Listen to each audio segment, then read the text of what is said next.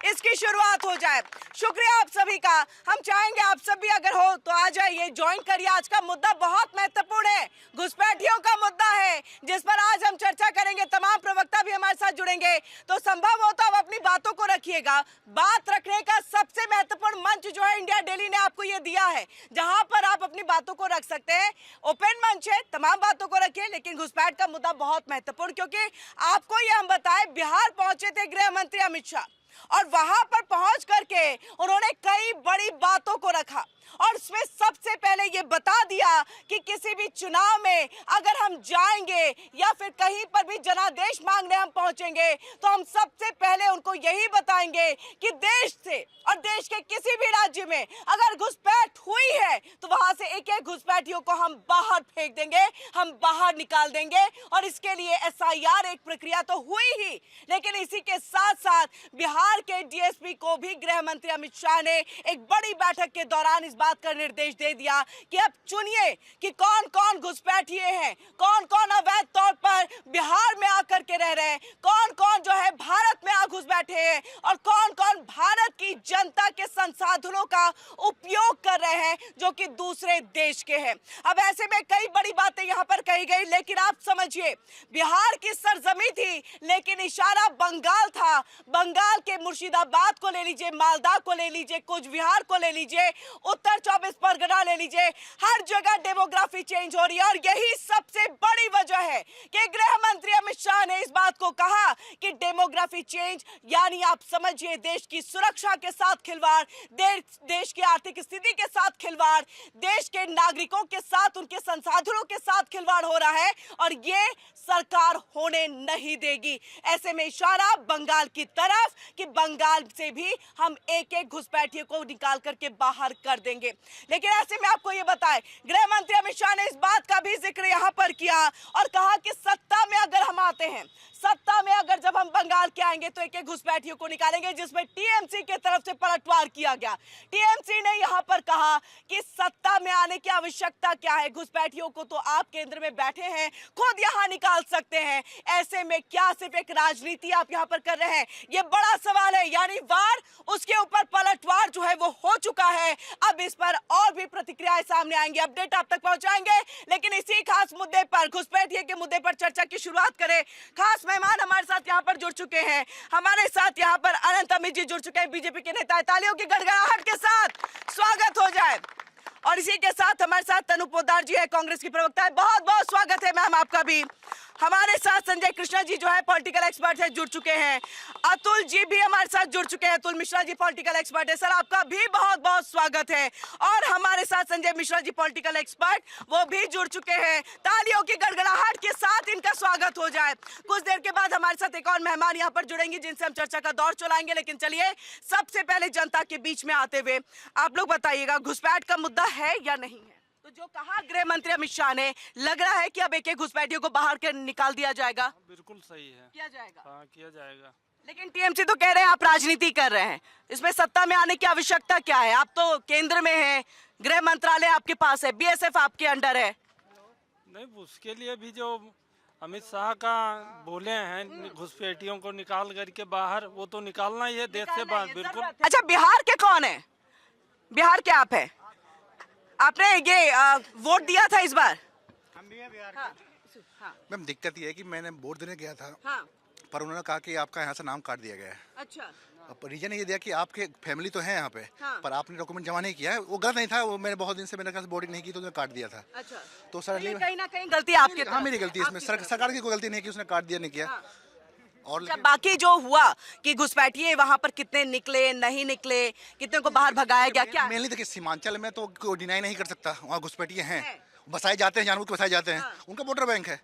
अभी ओबीसी जी वहाँ पे गए थे, उनका फायदा इस बार उस हिसाब से नहीं हुआ, पिछले बार बहुत फायदा हुआ था। 5 सीट जीत के आए थे वो तो भाग था कि तेजस्वी ने उससे सीटें छीन ली, लेकिन फायदा तो था। फायदा था। अगर उसे देखा गया तो लगभग 60 लाख के आसपास उन्होंने देखा कि हाँ वोट कटे हैं, उसमें कुछ मर गए होंगे, कुछ घुसपैठिए होंगे तो उन्हें काट दिया, सबको तकलीफ थी, लेकिन आपका जेडीयू ने कुछ नहीं बोला, ना भाजपा ने कुछ बोला कि हाँ ये कटेगा, क्यों कटा नहीं कटा, क्योंकि लगता है कि ये प्रक्रिया वो चलेगी। यही बंगाल में भी हो रहा है, वहाँ तकलीफ ममता जी गई थी, अभी सुप्रीम कोर्ट भी गई थी, वो खुद वकील नहीं बनना चाहती थी, पर उन्हें बोला नहीं दिया, बोला कि ये जो चल रहा है वो सही है, उन्हें डिनाई नहीं किया। सुप्रीम कोर्ट ने ये भी बोला कि ये मुद्दा सही है और प्रक्रिया सही है। हाँ, ये जल्दी क्यों हो रहा है, इस पे बात हुई थी कि इतना जल्दी क्यों कर रहे हैं। हाँ, क्यों जल्दी क्यों कर रहे हैं समय पे। आप लोग में से और कोई बिहार के नहीं है यहाँ पर, लेकिन फिर भी आप बताइए घुसपैठ को लेकर के क्या सोचते हैं? अच्छा, गृह मंत्री ने ये कहा कि बंगाल, बिहार और इसके साथ ही आपका आसाम जो है ये सबसे डेंजरस है, यहाँ पर डेमोग्राफी जो है बहुत जल्दी में तेजी के साथ चेंज होते हुए। बात मैं पूछना चाहता हूँ हाँ। कि जब पूरी बॉर्डर सील होती है, हाँ। जब वहाँ हमारे जवान तैनात रहते हैं, तो ये घुसपैठी आती कहाँ से है? ये घुसपैठी आते कहाँ से आती है? ठीक है, एक सवाल है आपका, आनंद जी इसका जवाब दीजिएगा। आप लोग कोई कुछ कहना चाहेंगे? आप लोग जो बैक साइड में है, आप कुछ कहना चाहेंगे? बिहार से हैं कोई? बिहार से? चलिए ठीक है, आपके पास आ रही हूँ तनु जी। मुझे मालूम है कि आप बहुत एक्साइटेड होंगी, जो सवाल पूछा गया वो बीजेपी को घेरने वाला सवाल था। अपने मेहमानों का हम यहाँ पर रुक कर लेते हैं। सबसे पहले आनंद जी, जनता के बीच से सवाल, जब सारे बॉर्डर सील कर दिए गए, बीएसएफ आपके अंडर में है, तो आखिरकार ये घुसपैठिए घुस कहाँ से रहे? देखिए, बंगाल में निर्ममता की ममता बनर्जी जी की सरकार अपने ही दम पे जिस तरीके से तड़प रहा है अपने दर्द में, ये पूरी देश की जनता देख रही है। आज बंगाल का मानुस वहां का मिट्टी के लाल खून में रंगता चला जा रहा है, ये देश की जनता देख रही है। ममता बनर्जी जी जिस तरीके से नया जिन्ना बनने की प्रयास कर रही है और जिहादी मानसिकता और अपने अकड़न में जिस तरीके से बंगाल की जनता को बर्बाद करने पर तुली हुई है, ये हमारी सरकार भी और बंगाल की जनता के साथ साथ पूरी 140 करोड़ आबादी देख रही है। अभी हमारे भाई ने एक प्रश्न पूछा कि ये लोग आ कहां से जाते हैं। ये कांग्रेस के 65 साल के शासनकाल में कांग्रेस ने अपने लोकसभा के अंदर में कहा कि हमारे शासनकाल में 88,000 घुसपैठिए इस देश से बाहर भेजे हैं। हमारी सरकार विगत 12 वर्षों से केंद्र में है। आप एक प्रमाण बता दीजिए जो कि घुसपैठिए के तौर पे आया हो। लेकिन आपको यह भी जानना होगा कि पूरे फेंसिंग जो होता है, बॉर्डर फेंसिंग सभी जगह हो गए, नेपाल के बॉर्डर से लेके जम्मू कश्मीर से लेकर, लेकिन बंगाल का 1450 किलोमीटर का फेंसिंग आज भी हमारी सरकार कृत संकल्प होने के बावजूद आज भी 450 किलोमीटर फेंसिंग सिर्फ ममता बनर्जी नहीं होने देना चाह रही है। ममता बनर्जी, चूंकि यह मामला स्थानीय सरकार का होता है जगह देना, लेकिन उनको चूंकि घुसपैठियों के कंधे पे रख के चुनाव जीतना है। लेकिन इस बार हमारी सरकार ने, कल माननीय गृह मंत्री जी ने अररिया में कहा है कि सिर्फ यह चुनावी मुद्दा नहीं है, इसके साथ साथ इस देश के, उस राज्य के आर्थिक आधार पर, सामाजिक आधार पर, रोजगार के दृष्टिकोण से ये घुसपैठियों का बाहर होना बहुत जरूरी है। और हमारी सरकार, बिहार के चुनाव में आपने देखा होगा कि जिस तरीके से वहां की जनता ने हमें जो आशीर्वाद दिया है, यही फल हमें पश्चिम बंगाल में मिलने वाला है। और पश्चिम बंगाल के घुसपैठियों को हम यहाँ से कहना चाहते हैं। अच्छा, मैं आऊँ तनु जी आपके पास में, आप इसका जवाब दीजिए, क्योंकि सारा ठीकरा जो है वो कांग्रेस में फोड़ा गया है। लेकिन बताइए, 2014 के बाद से घुसपैठ नहीं हुआ क्या? नहीं, देखिए, जिस तरीके से घुसपैठ हो रहा है, आप झारखंड चले जाइए, आप पश्चिम बंगाल चले जाइए, बिहार चले जाइए, एक नई मुहिम चल रही है। एक तुष्टीकरण की राजनीति करने वालों ने एक जमाई टोला बनाया जा रहा है। वो जमाई टोला क्या है? जमाई मतलब बंगाल में जमाई दामाद को कहते हैं। ये किस तरीके से आ रहे हैं? ममता दीदी जैसी सरकार के तहत ही वो लोग आ रहे हैं और हमारी बहन बेटियों के साथ शादी कर रहे हैं और जमाई बनके एक नया टोला बनाया जा रहा है। बिल्कुल वहीं पर है जा रहे। जी, मैं आ रही हूँ तनु जी आपके पास, आप कुछ कह रहे थे। हाँ। मैं कह रहा हूँ जो बिहार में भी बीजेपी की सरकार है, तो अभी बनी ना? हाँ, नहीं, अभी नहीं, ये पिछले 2 बार से बन रही है, पिछले 2 बार से गठबंधन में बन रही है। तो क्या अभी वहाँ से नहीं आ रही है क्या घुसपैठ? अभी भी आ रही है। तो वो तो कह रहे हैं कि जमाई टोला बना कर अरे नहीं, शादी कर बकवास कर रहे हैं, ये बकवास कर रहे हैं, ये कुछ नहीं है। अच्छा, चलिए इनको, हाँ बिल्कुल। देखिए मित्र, ऐसा है ना, ये सिर्फ आपके कहने से बकवास नहीं होगा। बिहार की 7.5 करोड़ जनता ने हमें आशीर्वाद दिया है और बंगाल के चुनाव में भी आपको बताएंगे हमारी सरकार बनेगी। एक घुसपैठ जो होगा बंगाल की खाड़ी के अंदर होगा, चिंता मत करिए। चलिए ठीक है। हाँ तनु जी बताइए। देखिए, मतलब आपके समय में ही इतना घुसपैठ हो गया कि अब उन सबको जो है सरकार निकाल रही है। देखिए, ठीक है भाई गुस्सा नहीं होना है, आराम से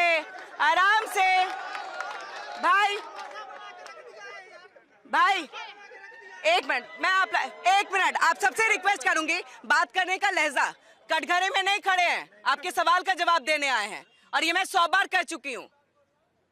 नहीं, सही बात की बात नहीं है, बात करने का तरीका होता है भाई, बात करने का एक तरीका होता है, प्लीज तरीके को मत ये करिए, बात पूछिए, आपने पूछा, उन्होंने जवाब दिया, फिर पूछिए, आप फिर जवाब देंगे, वो आप आए हैं पूछेंगे, ठीक है, लेकिन तरीका है, चलिए ठीक है। देखिए, सबसे पहले तो आपके दर्शकों को नमस्कार, फेलो पैनलिस्ट को और यहाँ मौजूद तमाम जनता को मेरा प्रणाम। मैं आप सबसे छोटी हूँ, इसलिए आप लोगों को हाथ जोड़कर प्रणाम करती हूँ, और मैं कहती हूँ कि बिहार के जो लोग यहाँ पर हैं, एसआईआर के नाम पर जिनका वोट काटा गया है, ये ठीक भारतीय जनता पार्टी बंगाल के अंदर भी करने जा रही है। मैं बिहार की रहने वाली हूँ, मैं आपको बता रही हूँ कि कई लोगों का वहाँ पर वोट कटा है, और यही काम ये लोग बंगाल के अंदर करने जा रहे हैं। आज गृह मंत्री अमित शाह जी बंगाल पहुंच गए, बंगाल जाकर उन्होंने कहा कि घुसपैठियों को, देखिए, उन्होंने कहा कि घुसपैठियों को चुन चुन कर बाहर फेंकेंगे। तो उनसे पूछिए कि 2014 से केंद्र में आपकी सरकार है, 10 से 12 साल बीत चुके हैं, अगर आप कहते हैं कि घुसपैठिए हैं, तो भी आप इसके लिए जिम्मेदार हैं। सीमा पर सुरक्षा की जिम्मेदारी आपकी है, बीएसएफ आपके अंडर आती है, तो क्यों सीमा पर सुरक्षा नहीं है? और अगर आप कहते हैं कि घुसपैठिए नहीं है, तो चुनावों के अंदर घुसपैठिए आते कहां से? जब भी सदन में सवाल किया जाता है कि बताइए कितने घुसपैठिए हैं, आधिकारिक डेटा दीजिए, इस भारतीय जनता पार्टी के पास डेटा नहीं होता दिखाने को, तो हम सवाल पूछ रहे हैं कि चुनावों में घुसपैठिए आ जाते हैं, और जैसे ही चुनाव में बीजेपी जीत जाती है, बीजेपी शासित राज्यों से घुसपैठिए खत्म हो जाते हैं, फिर चुनाव आते हैं। बिहार में तो तनु जी जीत गई ना, बीजेपी, मतलब एनडीए की गवर्नमेंट बन गई, फिर अमित शाह ने वहां से क्यों कहा, फिर वहां के डीएसपी को निर्देश क्यों दिया? वहां तो जीत गए ना, अब तो कोई चुनाव नहीं है, इस पे क्या कहें? देखिए, भारतीय जनता पार्टी बिहार से बंगाल को मैसेज देना चाहती है। वो ये दिखा रहे हैं कि हमने बिहार में चुनाव जीत लिया, तो हम यहाँ से घुसपैठियों को भेज रहे हैं। अब बिहार के अंदर घुसपैठिए आए कैसे, आप ये बता दीजिए, आपकी सरकार है केंद्र में, घुसपैठिए घुसे कैसे बिहार के? इसका जवाब आप दीजिएगा। अतुल जी, आपके पास भी आ रही हूँ। एक सवाल था, इन्होंने भी इधर आ जाइए ना थोड़ा सा, वो आपको देख भी पाएंगी। तनु जी, आपसे सवाल है। मैम ने भी एक बोला था कि बंगाल में क्या दिक्कत आ रही, क्यों मतलब बाउंड्री क्यों नहीं घेर पा रहे हैं।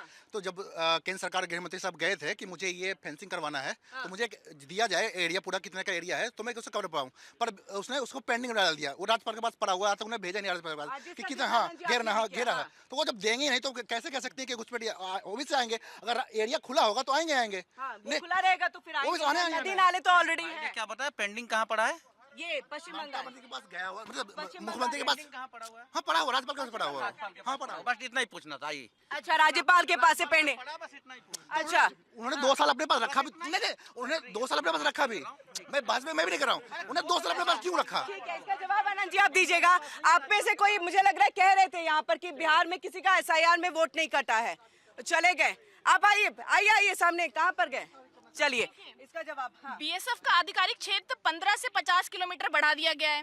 और मैं इनको बता देती हूँ, जिस फेंसिंग की ये बात कर रहे हैं, ये 1980 के दशक में कांग्रेस कार्यकाल में शुरू हो गया था, और आज अगर आप गृह मंत्रालय आपके पास होने के बाद, आप होम मिनिस्ट्री के पद पे होने के बाद ये कहते हैं कि राज्य सरकार आपको काम नहीं करने दे रही, तो ये आपकी सबसे बड़ी विफलता है। तो गृह मंत्री जी इस्तीफा दे दीजिए। देखिए, इन्हें पूरी तैयारी करके आनी चाहिए, पढ़ना चाहिए, पढ़ लिख के आइएगा। राहुल की तरह बात मत करिए, क्योंकि राहुल गांधी जी नैरेटिव सेट करते हैं देश में, वो चूंकि पढ़ लिख के नहीं आते हैं और स्क्रिप्ट पढ़ देते हैं। दूसरी बात, आप देखने से पढ़ी लिखी लग रही है। आज बिहार में 3 महीने हो गए चुनाव के बाद, एक भी, किरण जी आपको मैं बताना चाहता हूं, एक भी कॉम्प्लेन इलेक्शन कमीशन में नहीं गया कि किसी का नाम कटा है।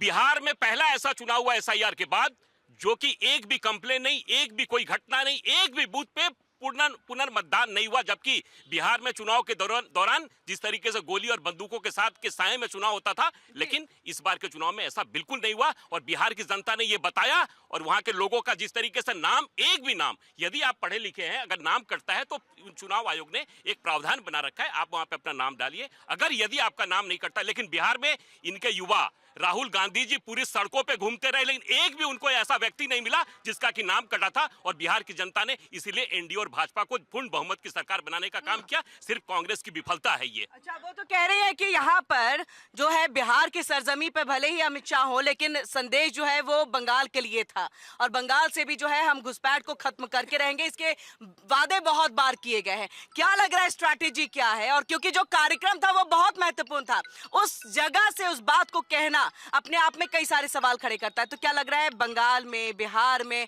कुछ बदलाव, कुछ चेंजेस होने जा रहे हैं क्या? नहीं, इस पे तो मैं इतना ही कहूंगा कि हुकूमत में रह करके जो सीमा संभाल नहीं सके, आज मंचों से वो मुल्क की हिफाजत की बात कर रहे हैं। 12 वर्ष हो गए आपको, 12 वर्ष से केंद्र की कुर्सी पर आप बैठे हैं।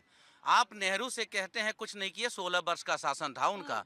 इंदिरा गांधी तकरीबन 15 साल 16 साल शासन की। आप कहते हो नहीं कि आप करीब करीब पहुंच गए। जालसाजी से ही सही, वोट चोरी से ही सही, कुर्सी पर 12 साल से बैठे हैं तो जवाबदेही आपकी बनती है। आप ये बताइए घुसपैठ क्यों? क्या आज भी नेहरू से पूछा जाएगा? कांग्रेस 12 सालों से सत्ता से बाहर है, क्या सवाल कांग्रेस से किया जाएगा? और जो सीमा सुरक्षा की जिम्मेदारी किसकी? ममता बनर्जी की या अमित शाह की? अमित शाह जी क्यों नहीं बताया अररिया से? जगह तो और अररिया से संदेश देने का मकसद सिर्फ एक था, क्योंकि बंगाल को संदेश देना था। बिहार से इनका कोई लेना देना नहीं है। 20 वर्षों की सरकार में ये बताएं, बिहार के डीएसपी को बोलकर निर्देश बिहार के शासन का ये बताएं, पलायन क्यों नहीं रुका? रोजगार की बात करें, व्यवसाय सृजन की बात मेरे करें। सवाल का जवाब दीजिए। बिहार के डीएसपी को बिहार आपका सवाल ही, मैं जनता के सवाल का जवाब देना चाह रहा हूँ। क्यों मेरे सवाल का, मेरे कार्यक्रम में आप है, मेरे सवाल का जवाब नहीं देंगे, ऐसा कैसे हो सकता है? आप जनता का सवाल आपका अब मैं उनसे कर ही रही हूँ।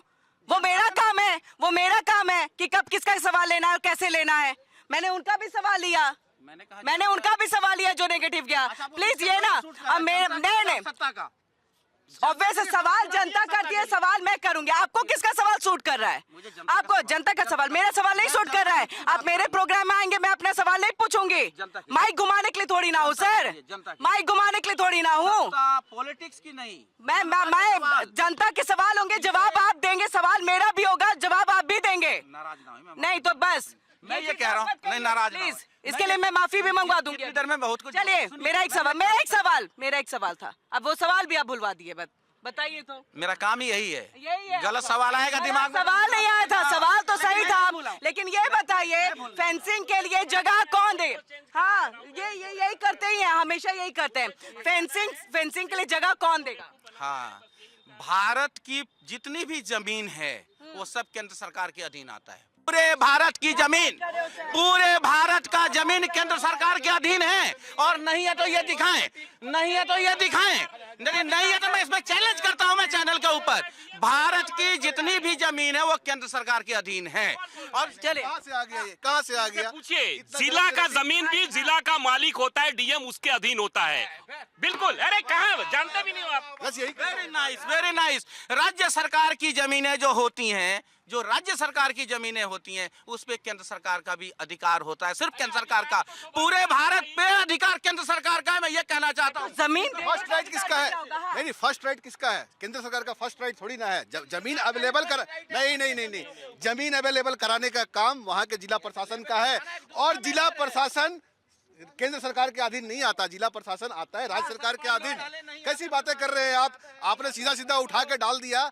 अमित शाह पे आप कह रहे हैं कि उनको इस्तीफा देना चाहिए। बहुत लोग कह रहे हैं भाई, अमित शाह एक सिलसिलेवार तरीके से लिस्ट बना के काम करने में लगे। आज नक्सलवाद का नामो निशान खात्मे पे खड़ा है।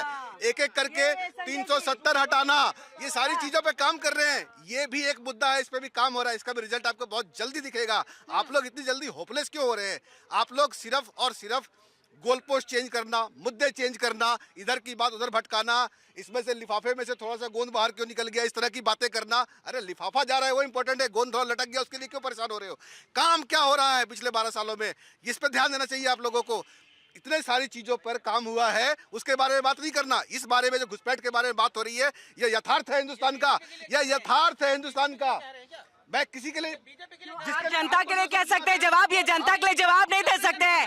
मतलब आपके लिए दूसरा रोल, इनके लिए दूसरा रोल ऐसा कैसे हो गया? संजय जी, आप कहे तो वो जनता के लिए, आप कहे तो भलाई के लिए, बाकी लोग कहे तो वो बीजेपी के लिए। ये दोहरा रवैया क्यों है यहाँ? एक सेकंड, मैं एक चैलेंज करना चाहता हूँ बीजेपी प्रवक्ता से 2014 के बाद, और ये चैलेंज आपको भी करता हूँ। ये बता दे, महंगाई, बेरोजगारी, शिक्षा, स्वास्थ्य पर यदि डिबेट कहीं चल रहा हो और ये चलने देते हो तो जो बोलिए मैं हार जाऊं, ये चला के दिखा दें। सुबह एक व्हाट्सएप आता है, बस इसी पे चलना है देश को, इसी मुद्दे पे चलाना है, और वहीं पे हम घूमते रहते हैं। मैं ये कह रहा हूँ, ये लोकतंत्र की घुसपैठ का मुद्दा नहीं है। घुसपैठ का मुद्दा बातचीत का मुद्दा नहीं है। घुसपैठ का मुद्दा बातचीत का मुद्दा है या नहीं है? और अगर नहीं है तो टीएमसी की अभी जो फिलहाल मुख्यमंत्री है ममता बनर्जी, वो विधानसभा में रोई क्यों थी? भारती, अगर ये मुद्दा नहीं है तो, या जेन्युइन अगर सरकार नहीं बन रही है तो ये जनता के मुद्दे नहीं है सर। और मुद्दा आप कहेंगे महंगाई, बेरोजगारी और ओपन मंच है, सब बातचीत होती है यहाँ, सारी बातचीत की जाती है। वो शख्स भी बातचीत करके गया। आपने गलत टॉपिक नहीं, गलत टॉपिक नहीं चला।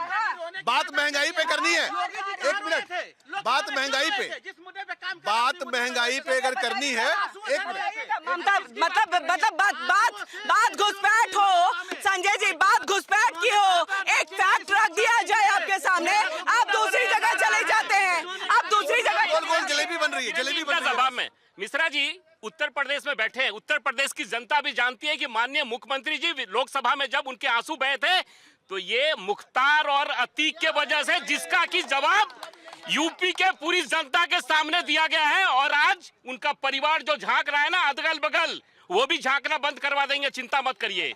देखिए, अरे धारा छोड़िए ना, आपको जवाब मिलेगा। सुनिए, बात बहुत गोल गोल जलेबी की तरह घूम रही है। एक एक करके बात करते हैं, एक एक करके बात करते हैं, एक एक करके। आपने कहा, आपने महंगाई की बात करी, तो महंगाई कैसे नापी जाती है? महंगाई दर से तो नापी जाती है। तो आप अपने कार्यकाल का महंगाई दर और आज के महंगाई दर को देख लीजिए, विश्व में महंगाई का क्या हाल है, हमारे यहाँ क्या हाल है वो देख लीजिए। आज अगर आप कहते हैं कि पेट्रोल 100 रुपए का हो गया, तो लोगों की तनख्वाह भी तो लाख रुपए हो गई है भाई साहब।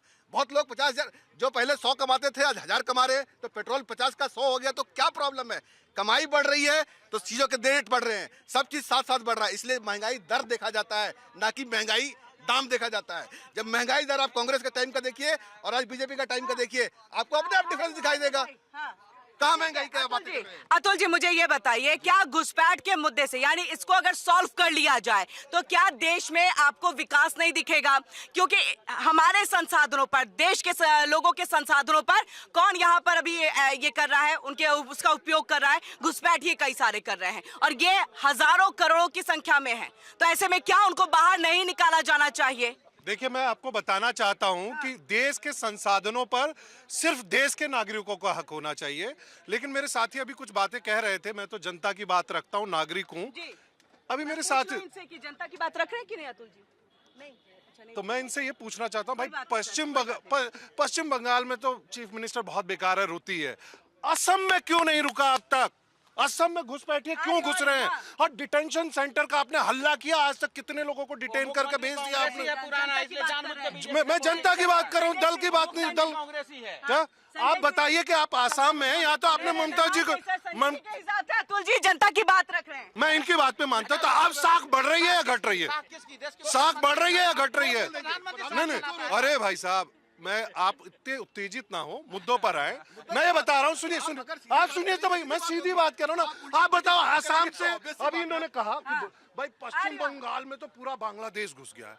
अरे भाई साहब, आसाम में आपकी सरकार है, केंद्र में आपकी सरकार है, और अभी ये बहस कर रहे थे। तो मैं इनको बता दूं कि कुछ मुद्दे, लॉ ग्रेजुएट भी हूँ, थोड़ा बहुत पढ़ लिया भी होगा, जो सुरक्षा का मुद्दा केंद्र सरकार का है और उसमें अर्जेंसी क्लॉज में पावर है, पावर भाई। Law and order is the part of state. आप पता नहीं कौन सा जुडिशियली पढ़ाई आपने पढ़ा है। किरण जी, मैं इनको बताना चाहता हूं कि एक तो लॉ एंड ऑर्डर स्टेट का विषय था, दूसरा इन्होंने असम की बात की।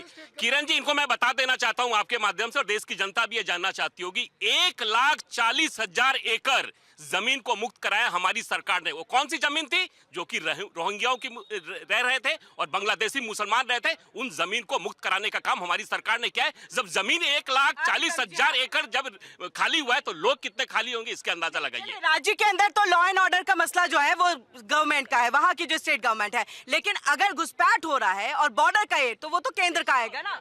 आप अभी भाई साहब ने कहा 1,40,000 लैंड की बात कर रहे थे।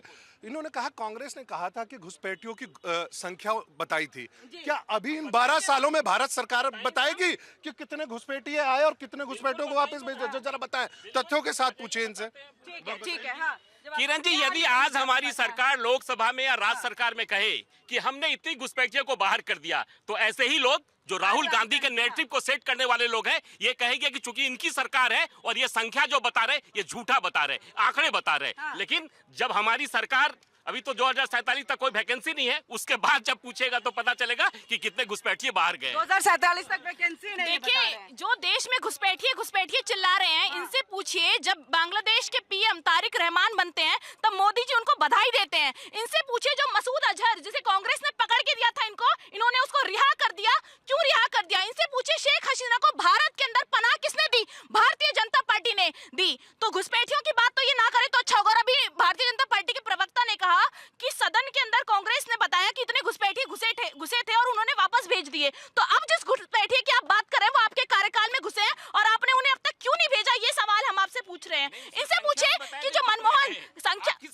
संख्या भी बताया था भेजा ना कि वापस। आपने बोला ना अभी, आपने बोला था ना भेजा था वापस। अरे हम जब तो भेज ही भेज रहे हैं दिया ना, हम तो तो आप भेज क्या ही रहे हैं। घुसपैठियों के बारे में बताइए। अरे, आप आप- घुसपैठिए कहाँ से आए, उनको वापस क्यों नहीं भेजा गया? तन्नू जी, आंकड़ा देखिए, आंकड़ा पे जाइए। मनमोहन, जब मनमोहन सुन लीजिए, अभी इन्होंने एक बात कहा कि पार्लियामेंट में कहेंगे तो हल्ला होगा। अरे पार्लियामेंट बनी ही इसीलिए कि पक्ष और विपक्ष उस पर चर्चा कर सके ना चर्चा कर सके हाँ? और आप भी एक बात को सुनिए, ये तो ऐसा है कि बेगाने की शादी में अब्दुल्ला दीवाना। आप विपक्ष से क्या सवाल पूछ रहे हैं? भाई ऑर्डर करने वाले कंपनी का मालिक मैं हूँ, तो मेरे एम्प्लॉय क्या काम करेंगे ये मैं तय करूंगा, कोई पड़ोसी करने नहीं आएगा। तो ये सवाल बार बार विपक्ष का कह के नहीं, मैं ये कह रहा हूँ 12 सालों कंपनी में अगर कुछ चीजें पहले बदलाव हुआ हो और अगर उसको अब बदल रहा है, 12 साल हो गया, परिवर्तन बताइए ना। 2030 का एक लक्ष्य रखा गया है, लग रहा है कि 2030 है, यही तो मैं कह रहा हूँ। ये लोग सौदागर हैं वोट के। भारतीय जनता पार्टी सौदागर है, वोट की सौदागरी करते हैं ये। और मैं जिम्मेदारी से कहता हूँ, मेरे पास सुनिए, मेरे पास एक डाटा है।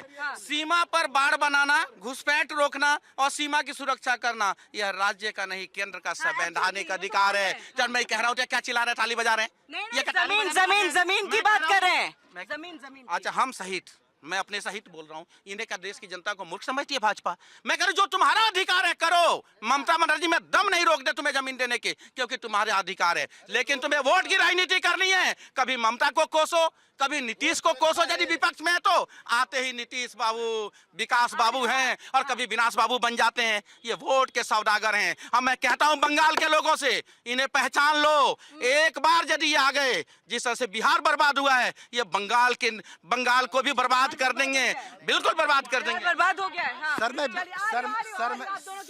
मैं बिहार का वासी हूँ। मैं भी बिहार का हूं भाई। पहले फिर आप कैसे कह सकते बर्बाद हुआ है? मैं जब बिहार में रह जब मैं पहली बार स्कूल गया था तो उस समय स्थिति अलग थी, जब वो नीतीश सरकार नई आई थी। लेकिन अब जो बदलाव हुआ है, लड़कियों को साइकिल दिया गया, सब कुछ दिया गया, स्कूलें भी बनी है, टीचर की बहाली भी हुई है। पर हाँ, कुछ चीजें हैं जो चेंज नहीं हुआ, बदलाव धीरे धीरे आएगा।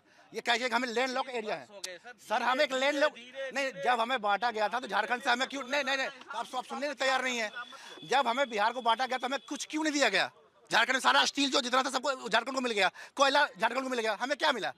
आपने में लोग कर दिया ना, लोग बीजेपी के टाइम में बटा था बिहार झारखंड, अटल जी का टाइम में बटा था। और विपक्ष क्या कर रही थी? नहीं विपक्ष क्या कर रही थी? विपक्ष क्या कर रही थी उस समय? हमने नहीं कैसे नहीं, केंद्र सरकार कुछ भी कैसे बना सकती है? आपने कुछ हाथ जोड़ लिया था, आप झुके थे नहीं, आप झुके थे केंद्र सरकार के पास, नहीं आप झुके, पर आप झुके नहीं कैसे बना सकती हो? आप झुके उसके सामने, फिर केंद्र सरकार ने बनाया, आप झुके ना, आपने क्यों दलील ली? किया। अच्छा, सरकार थी झारखंड मुक्ति मोर्चा के साथ, सौदा कर लिया राज बांटने के लिए, और इतना बड़ा केस हुआ और पैसे देते रहे। शिबू सोरेन बेचारा दिवंगत अभी नहीं है, यही कांग्रेस नरसिम्हा राव जी की सरकार थी, पैसे दे रहे थे सरकार बचाने के लिए, राज को बांटने के लिए। किरण जी, मैं अभी मित्र से पूछना चाहता हूँ, एक यासीन मलिक का नाम मुझे लगता है जनता ने सुना होगा। कश्मीर में एक था, एक आतंकवादी, हमें जहां तक जानकारी वो आतंकवादी था। ये मनमोहन सिंह उसको रिसीव करता था, इनके दिवंगत प्रधानमंत्री थे, और प्रधानमंत्री के बारे में बिल्कुल वो एक आतंकवादी को रिसीव करता था। और ये चच्चा नेहरू के लोग हैं, चच्चा ने बिल्कुल है। आप सुनो, ये संस्कार है। किरण जी, संस्कार इनसे सीखने की जरूरत नहीं है। जो कि प्रधानमंत्री को राहुल गांधी अपनी मंच पे मां की गाली देता है, वो दूसरों को संस्कार सिखाने की कोई आवश्यकता नहीं है। हम अपना संस्कार जानते हैं, और ये चच्चा नेहरू के लोग हैं। जिस तरीके से इस देश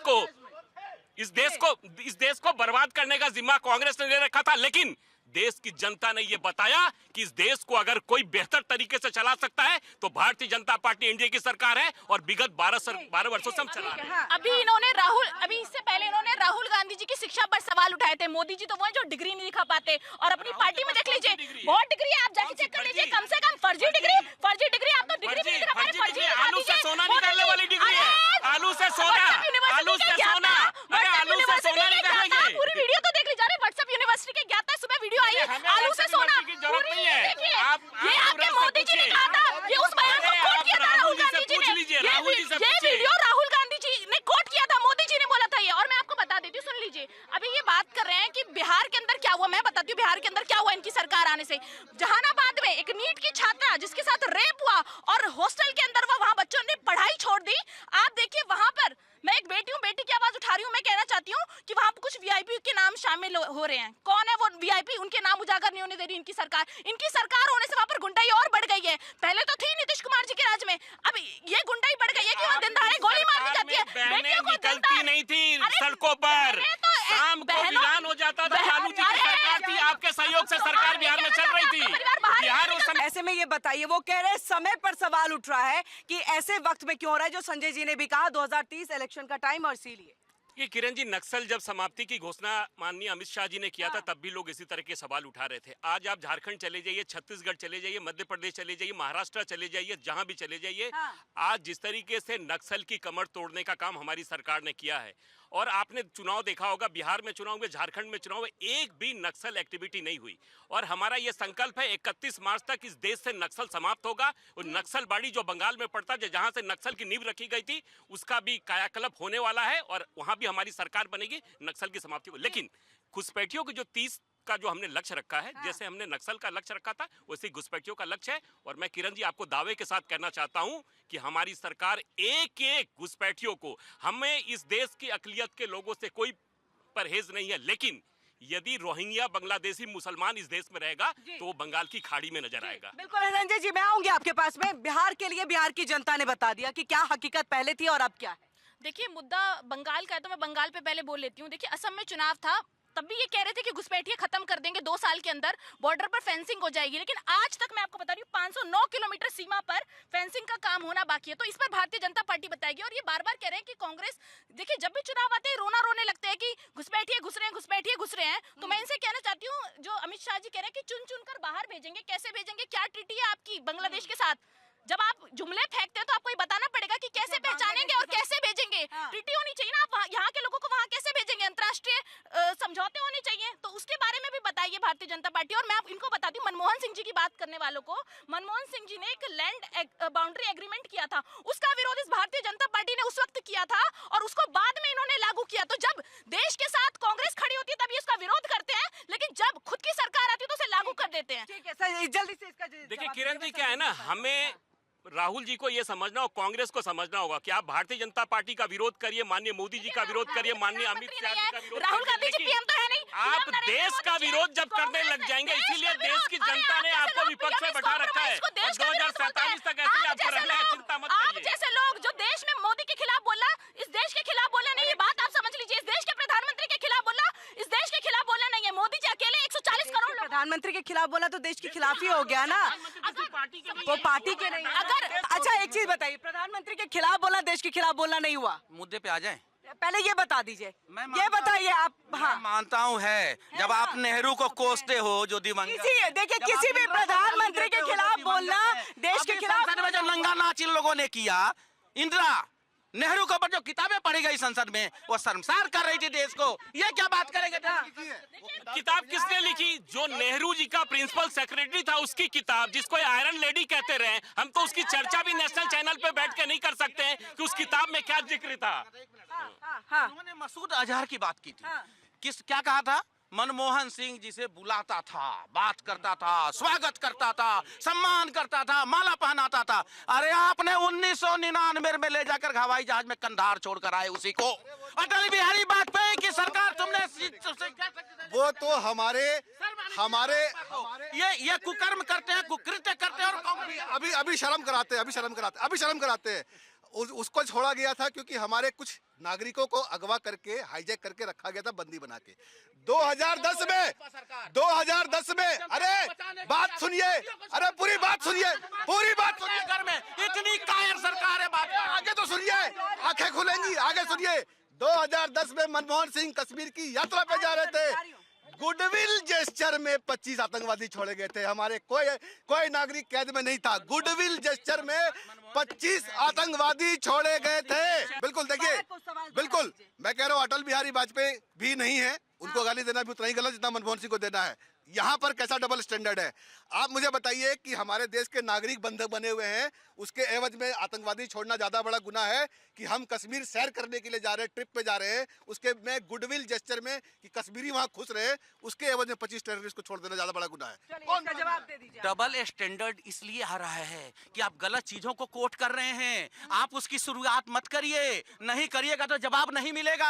यदि आप जिस भाषा में बात करेंगे, विपक्ष उस भाषा में जवाब देना चाहिए, क्योंकि आपकी तानाशाही बढ़ रही है देश में, आपकी दादागिरी बढ़ रही है देश में। और मैं एक जनता के नाते मैं कहता हूं कि जनता को, विपक्ष को ताकतवर बनाना चाहिए, नहीं तो ये इतने तानाशाह, यदि सड़कें सुनी होगी, यदि सड़कें सुनी हुई तो ये तानाशाह होंगे। और ये मैं कह रहा हूं, ये इलेक्शन भी खत्म कर देंगे, ये इलेक्शन भी खत्म करेंगे। पिछली बार कर देते, लेकिन जनता ने मुंह भांप लिया। उत्तर प्रदेश में मुंह की खाई, 36 उत्तर प्रदेश में 37 में सिमट गए, 36 विपक्ष को आया। ये वही भैया अयोध्या में कहा था इनके प्रत्याशी ने कि योगी जी को इतने मजबूत करो, 400 सीटें दो, संविधान बदलना है। क्या चुनाव हुआ उसमें, चाइना बनाओगे? चुनाव हुआ फिर क्या है हुआ? ये भारत, चुनाव हुआ फिर क्या ये हुआ? भारत है। हम चौथी पास भी इतनी समझ रखते हैं कि मोदी जी तुम्हारा नहीं चलने देंगे। ये गारंटी से कहते हैं, मुद्दे पे बात करो, संविधान को जिंदा रखेंगे। बहुत एक और इंटरेस्टिंग बात बताता हूँ आपको। अब कांग्रेस और विपक्ष से देश की जनता के पास जाने का मोह भंग हो चुका है। एक कांग्रेसी पाकिस्तान जाता है, कहता है कि बीजेपी को हटाने में हमारी मदद कीजिए, तब हम आपके काम आ पाएंगे, ठीक है। उसके बाद राहुल गांधी जाते हैं, अरे वीडियो अवेलेबल है भाई साहब। राहुल गांधी जाते हैं विदेश में, कहते हैं अमेरिका, इंग्लैंड हमारी मदद करो, हमारे डेमोक्रेसी खतरे में है। अभी विदेशी मंच पे युवा कांग्रेसी कपड़े फाड़ रहे हैं कि हमारा प्रधानमंत्री चोर है, हमारी मदद करो।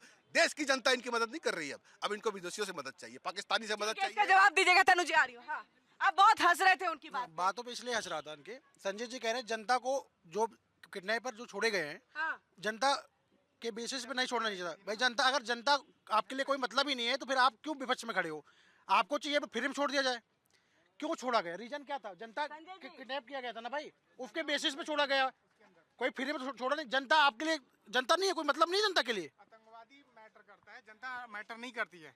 जनता वहाँ पे मैटर करती है, आतंकवादी थोड़ी मैटर करता है। जनता को बचाना था इसलिए छोड़ा गया, वो पॉलिसी थी उनकी, छोड़ना पड़ेगा अगर किसी को बचाना है तो। अपने भारत में करो ना, विदेश में जाके क्यों रोना करते हो? आप अपन ये दिखा रहे हो कि हमारा इंडिया कमजोर है, कमजोर है, हमारा कमजोर है, भारत कमजोर है हमारा। आप जाके विदेशों से वो मांगोगे जी। आप कुछ आप चलिए। हाँ तनु जी, हाँ। और जो देश के अंदर घुसपैठियों का रोना रोते हैं, और जो पाकिस्तान की बात करें तो पाकिस्तान पे सुन लीजिए, इंदिरा गांधी जी वो थी जिन्होंने पाकिस्तान के 2 टुकड़े करके बांग्लादेश बना दिया था, और आज उन पर ये लोग सवाल उठाते हैं। मैं पूछती हूँ इनसे, ये बताइए कि आप जब बात करते हैं पाकिस्तान की, तो ISI को भारत की सरजमीन पर सबसे पहले किसने बुलाया था? पठानकोट की धरती पर इनकी सरकार ने बुलाया था। रेड कार्पेट पे स्वागत किसने किया था? इन्होंने किया था। मोदी जी बिरयानी खाने बिना बुलाए चले जाते हैं, वहां पर गलवैया करते हैं, वो किसकी सरकार में? वो था भारतीय जनता पार्टी की सरकार में। तो ये पाकिस्तान प्रेम इनका है, हमारा नहीं है। हमने तो 2 टुकड़े करे, बांग्लादेश को अलग कर दिया और उसको औकात दिखा दी थी पाकिस्तान को कि तुम्हारी औकात यही है, हमारे नीचे रहने की तुम्हारी औकात, और उनकी औकात तो हमारे साथ मैच खेलने की भी नहीं है। फिर भी ये लोग मैच खेलते हैं उनके साथ। इनके जो चचा नेहरू थे ना इस देश में, जिनको कि बच्चा दिवस के पहले उस बात का जवाब देते हैं। बिरयानी खा के, सॉल पहना के, ऑपरेशन सिंदूर और बाकी सारे घटनाएं कर देते हैं। अटैक करने के बाद उनको बढ़िया से समझाया जाता है। सोफिया कुरैशी तक पे सवाल उठा देते हैं देश की बेटी पर, सेना के लोगों पर। तो लोकसभा में आपके नेता ने कहा कि इस देश, आपके देश के सेना के ऊपर प्रश्न उठाने का काम आपके लोगों ने किया, कांग्रेस ने किया। नरवणे जी पूर्व सेना अध्यक्ष हैं, उनकी किताब कोट नहीं कर सकते, लेकिन 4-4 किताब कोई लिख देगा तो उसे कोट कर करके ये पूर्व प्रधानमंत्रियों को गाली देंगे। की किताब की इनके युवराज चर्चा करते हैं। प्रकाशक और लेखक दोनों ने कहा कि अभी तक ये पुस्तक नहीं है। इनके फर्जी नेता लोकसभा में उसकी प्रति लेकर आए थे। किसी सेना अध्यक्ष ने कोई किताब लिख दी तो आप कहेंगे कि उन्होंने लिखा झूठ है, इसलिए हम प्रकाशित नहीं होने दे रहे। तो आप सेना अध्यक्ष पर सवाल उठा रहे हैं जिसने देश के बॉर्डर को संभाला है, उस पर सवाल उठा रहे हैं। इनसे पूछिए, इनके युवराज राहुल गांधी ने लोकसभा में कहा, डोकलाम की चर्चा की, लेकिन जब नरवाने साहब थे तो वो गलवान में घटना घटी थी, लेकिन इनको तो ये भी नहीं पता था। इनको गलवान की चर्चा करनी थी, डोकलाम की चर्चा करने लग गए। इनके युवराज को जो हमारी तरफ बढ़ रहा था, जब चीन टैंक लेके हमारी तरफ बढ़ रहा था तो फोन कर करके 2008 में एक समझौता चीन के साथ किया, उसमें राहुल गांधी का भी सिग्नेचर है, वो भी सांसद के नोट। देखिए किरण जी, इस देश को कांग्रेस से अब सीखने की जरूरत नहीं है। इस देश की जनता ने ये तय कर रखा है। देखिए सुन लीजिए, श्री राम जी की बात करते हैं ना, श्री रामचंद्र कह गए सिया से, ऐसा कलयुग आएगा मेरे नाम से सत्ता पाकर सबको आंख दिखाएगा, जाति पर लड़वाएगा, ये धर्मों पर बंटवाएगा, और बेटियों की, बच्चों की शिक्षा को रौंदा जाएगा। जो शिक्षा को चाहेगा, वो जो शिक्षा को पाएगा उसको ये मार भगाएगा। ऐसा कर वैसा। राहुल गांधी जाति जनगणना की मांग कर रहे हैं, जातियों में बांटने की बात कर रहे हैं। जातियों में तो वो लड़ा रहे हैं, हम कब मांग रहे हैं जाति? हाँ जिसकी जितनी हिस्सेदारी उसकी उतनी भागीदारी होनी चाहिए। 80 बनाम 20 की लड़ाई इन्होंने दी। अभी यूजीसी का मुद्दा आया और यूजीसी मुद्दे में क्या कहा इन्होंने कि 20% लोगों के अधिकारों का हनन करते हैं और 80% लोग पीड़ित हैं। यूजीसी में क्यों कहा था बताइए? क्योंकि मनमोहन सिंह ने संसद के पटल पे कहा था कि देश के संसाधनों पे पहला अधिकार अल्पसंख्यकों का है। इस वजह से अच्छा तो उसी को इन्होंने प्रूव कर दिया। 80%। अरे क्या बात करते हो? आपकी सरकार ने वो काम किया, -40 मार्क्स वालों को नीट में एडमिशन दिया। -40 ऐसे लोगों से इलाज कराएंगे तो गलत है। तो आपने विरोध किया। आरक्षण की व्यवस्था किसने लागू की है देश में? आरक्षण की व्यवस्था किसने लागू की है? जो ला रहा है उसका दुर्गुण कौन निभाएगा? स्टे है आप आरक्षण मैडम उसको छोड़ दीजिए। स्टे नहीं, स्टे है, परमानेंट ऑर्डर नहीं आया है। ऐसे ही आरक्षण का आएगा बाद में स्टे है। देखिए अभी कोर्ट में है। मैडम एक सैमसंग और 5 सुनिए, इन्होंने इतना, मैं अभी इनकी बात कर रहे थे, यहाँ सभी श्रमिक है। सबसे ज्यादा लेबर लॉ का नुकसान अगर किसी ने किया है तो इस भारतीय जनता पार्टी ने किया है। यहाँ काम कर रहे, मैं बताता हूँ, अब मैं बताता हूँ, सुनिए मेरी बात। अरे अभी इम्प्लीमेंट हुआ, मैं बता रहा हूँ आपको, 50 लोगों से आपका इम्प्लीमेंट कब हुआ था लेबर लॉ, ये वाला जो कॉन्ट्रैक्ट वाला था? ये अभी इम्प्लीमेंटेशन है। अभी इसमें क्या लॉ? अब लेबर लॉ मैं बताता हूँ ना आपको। आप आम लोग हो, 50 लोगों से नीचे हाँ। भी कोई काम करता है उसको निकाल सकता है कंपनी मालिक। सर ये बताइए ना, पहले एडहॉक थी, 90 डेज की एडहॉक थी, 90 डेज की एडहॉक थी ना। कोई एम्प्लॉय अगर किसी कंपनी में 90 दिन काम कर लेता है, देखो बोलने नहीं देंगे अभी, ये बोलने ही नहीं देंगे अभी। देश में ये क्या एक बात का जवाब देंगे, उसका जवाब नहीं लेकर गोल पोस्ट चेंज कर लेंगे। हर बार कुछ और बात घुमा देंगे। पेंशन कहाँ गई? पेंशन कहाँ गई? वापस आ जाए मुद्दे पे आते मैडम, मैं फिर ये कहना चाहता हूँ कि अगर सरकार की इच्छा शक्ति हो तो बॉर्डर फेंसिंग करने के लिए कोई आड़े नहीं आ सकता है। और आप बात करते हैं, अगर एक मुख्यमंत्री का रोना रोते हैं तो एक आपके तीसरा टर्म है आपकी सरकार का आसाम में, वहाँ क्या अब घुसपैठ बंद हो गई है? इस पे बताएंगे। उसमें बताइएगा। फेंसिंग लगभग कंप्लीट हो गई है आपके सामने। आप डाटा ना आप डाटा दे उठा के देख लीजिए, अभी गूगल कीजिए। आधिकारिक डेटा बोल रही हूँ, अगर गूगल नहीं, गूगल करके बता रही हूँ, 509 किलोमीटर आधिकारिक डेटा मैं बता रही हूँ आपको, फेंसिंग बची हुई है। जो बचा हुआ है वो रिवराइन है, नदी के घाट है, वो थोड़े से बचे हुए हैं। जो नदी वाले एरिया है वहाँ पर तो फेंसिंग हो नहीं सकती और है। काम चल रहा है, समय लगता है ना काम होने में। ऐसा तो है नहीं कि चुटकी बजाई और सारी फेंसिंग हो गई। उसका समय जो लग रहा है उसमें काम हो रहा है, अब ऑलमोस्ट खत्म होने के कगार पे खड़ा है। कितना लंबा बॉर्डर है और कितना बचा हुआ है आप गूगल करके देख लीजिए, सब काम हो रहा है। नदी वाले एरिया में तो फेंसिंग नहीं हो सकती ना, ऐसा तो पश्चिम बंगाल में भी है। पश्चिम बंगाल में भी सुंदरवन है, सुंदरवन है और उसकी कई हजार किलोमीटर की लाइन है, तो वहाँ फेंसिंग कैसे हो जाएगी? 4096 वहाँ फेंसिंग नहीं है ना सर, वहाँ कहाँ होगी? वहाँ नहीं हो रही है अरे ना। तो मैं वही कह रहा हूँ ना मैडम, जो वहाँ रिवर एरिया की बात कर रहे हैं। 114 किलो, एक मिनट 114 किलोमीटर जो बताया गया है तकरीबन, जहाँ पर फेंसिंग नहीं होने दिया जा रहा है, वो अलग है, वो अलग है। और रिवर का एरिया, उबड़ खाबड़ क्षेत्र, वो अलग है। घुसपैठ बंद हो गई, घुसपैठ बंद हो गई, ये कह सकते हैं कि घुसपैठ अब नहीं हो रही? कम हुई है, बिल्कुल कम हो गई है, बहुत कम हुई है। आसाम में कम, तो आसाम में कम हुई है। बात बताऊं, सुनिए अगर जब घुसपैठिए आएंगे और उनका सपोर्ट सिस्टम काटा जाएगा तो वो उनकी हिम्मत अपने आप टूट जाती है, वो आना कम हो जाता है। वो कहाँ जाते हैं? जहाँ उनको संरक्षण मिलता है। तो जहाँ पश्चिम बंगाल में अभी SIR की वजह से कितने जो है वो वापस जाते हुए दिखे। अच्छा मैं आपको एक बात, तस्वीर क्यों नहीं आ रही है? जाते हुए यही मैं कहता हूँ। आते हुए क्या एक बार से आते हैं संजय जी? नहीं संजय जी, चलिए सुनिए। नहीं क्यों फंस रहे हैं? जवाब लीजिए ना, जवाब लीजिए। जाते एक मिनट संजय जी, जवाब लेने की अगर हिम्मत नहीं है तो कह दीजिए कि हम विपक्ष है, हम सिर्फ सवाल उठा देते हैं, उसके बाद हम भाग जाते हैं, जो हम संसद में भी करते हैं। तो वही तो हम कह रहे हैं, हम जवाब दे रहे हैं। मैं जवाब दे रही, जो आपने अभी कहा मीडिया फंसती है, मीडिया कैसे फंसेगी? आप सिंपल बताइए। जो घुसपैठ, एक मिनट, जो घुसपैठ करने आता है, जो घुसपैठ करता है, वो एक बार से आता है क्या? बल्क में आते हैं लोग? कैसे आते हैं? एक करके आते हैं, दो करके आते हैं, चोरी छुपे आते हैं सारे। लेकिन जो भाग रहे हैं ना, एक मिनट सर, सुनिए सुनिए। नहीं सर, भाषण नहीं सर, सच्चाई नहीं सुन सकते, सच्चाई नहीं सुन, नहीं सवाल तो है नहीं, ये तो मैं जवाब दे रही हूँ सर, जवाब दे रही हूँ सर, मैं जवाब दे, कितनी बार पूछेंगे?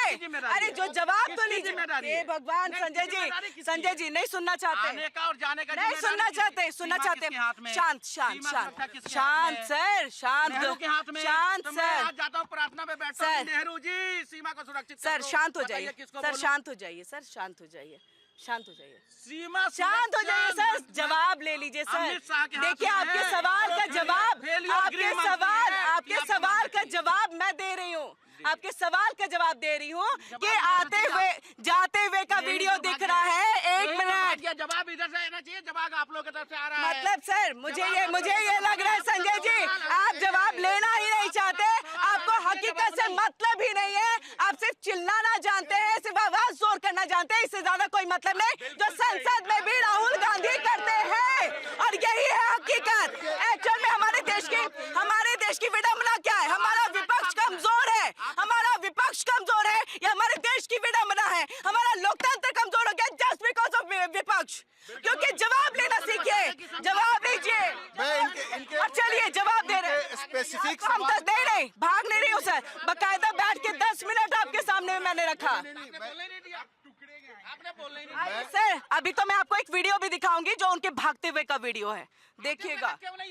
तो वही तो बता रही थी सर, एक एक करके आते हैं, उनका वीडियो कहाँ से आएगा? जा तो बल्क में रहे ना, तो उनका वीडियो आया ना, फेलियर तो है सर, कौन मना कर रहा है नहीं फेलियर है? मान तो लिया, उन्होंने कहा कि फेंसिंग नहीं करने दिया गया, मान तो लिया, ठीक, नहीं, लेकिन इसमें स्टेट का कुछ नहीं है क्या?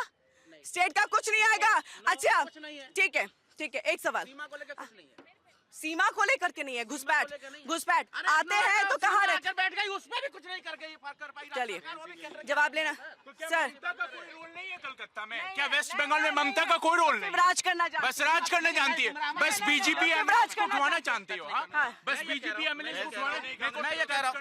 मैं ये कह रहा हूँ कि ममता का जो है वो राज्य के अधीन है। वही तो हम भी कह रहे हैं, सुनिए। में ममता का कोई मतलब नहीं। मैं बीजेपी के लिए इतना कहना चाहता हूँ कि सीमा की बात करके सरकार बनाने निकले हैं लोग, सीमा की बात करके सरकार बनाने निकले हैं लोग, जो 10 साल तक सोए रहे, आज 12वें साल में जगे हैं नींद से वो। चलिए बहुत बहुत शुक्रिया आप सभी का हमारे साथ यहाँ पर जुड़ने के लिए, और ये गर्मा गर्म बहस यहाँ पर करने के लिए जनता भी हमारे साथ जुड़ी थी के सवालों के साथ। और इसी के साथ फिलहाल यहाँ रुकेंगे एक छोटे से ब्रेक के लिए। इंडिया डेली पर खबरों का सिलसिला लगातार जारी है। देखिए इंडिया डेली 24/7 अब आपके स्मार्ट टीवी पर। इंडिया डेली मौजूद है सभी डिजिटल प्लेटफॉर्म पर लाइव और लगातार। इंडिया डेली 24/7 हर दिन राष्ट्र को समर्पित।